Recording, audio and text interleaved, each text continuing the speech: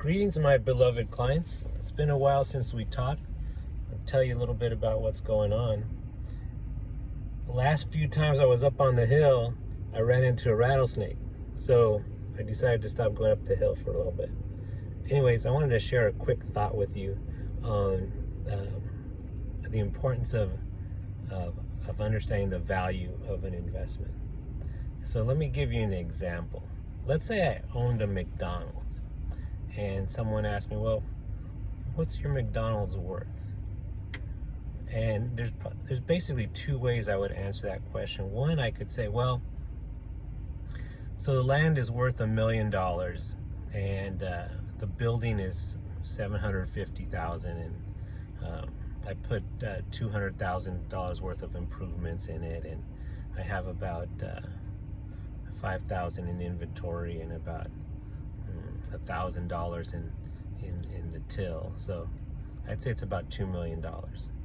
That would be one way to value my McDonald's, and that would be based on the assets or book value.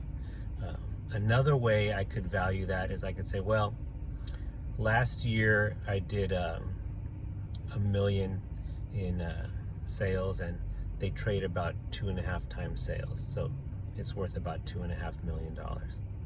That would be another way, based on some type of multiple. Okay, so I don't know exactly what it's worth, but I have an idea that, hey, it's worth between $2 and $2.5 million. Now, why is that valuable? Well, let's say someone walks into the store and they say, hey, I'd like to, is the owner here? And I go, yeah, I'm the owner. And they're like, well, I would like to buy your McDonald's, and I'd like to, I'll give you $1 million for it. Okay, so what should I do? Should I panic because my McDonald's is only worth $1 million? Or should I just kick the guy out of my store and say, no, no thank you, I'm not interested, because I know my McDonald's is worth $2.5 million. Okay, so I don't panic. I just kindly say, thank you, but no thank you, and go on about my business. Well, let's say the next day a guy comes in and he says, hey, is the owner here? I'm like, yeah, well, what can I do for you? He said, I'd be interested in buying your McDonald's. I'll give you $5 million for it. And then what should I do? Well, I'm thinking, well, shoot, it's only worth 2 to 2.5. I could take this $5 million and turn around and buy 2 of them, right? So the smart thing would be to do is to gladly take that offer, right? So because I know the value, when the price is presented to me, I can make the right decision and not panic if it's too low, or gladly take it if it's extremely high in my favor.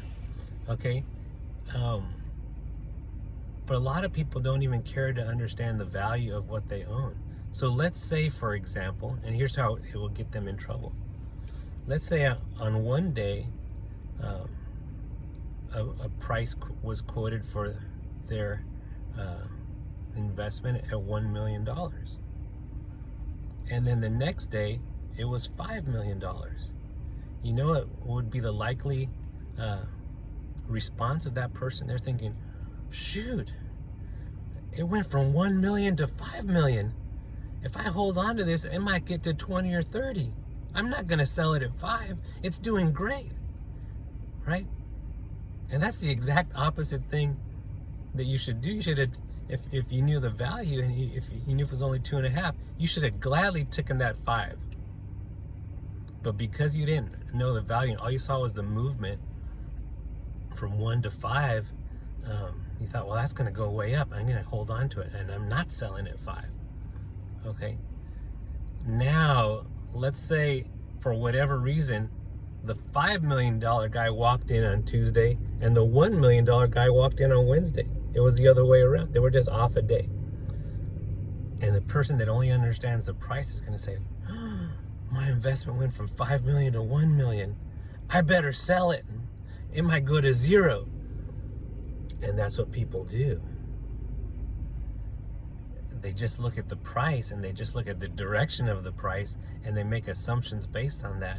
When if you understood the value, you would have known, no, don't sell at 1. And if you knew the value, say absolutely sell at 5. Okay, so that's where people get in trouble with.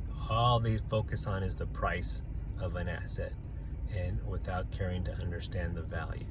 It causes panic, it causes bad decisions, and it's something we want to stay away from. So we spend a lot more time looking at the value of our investments than the price. So I hope that was helpful. I hope you guys have a great day.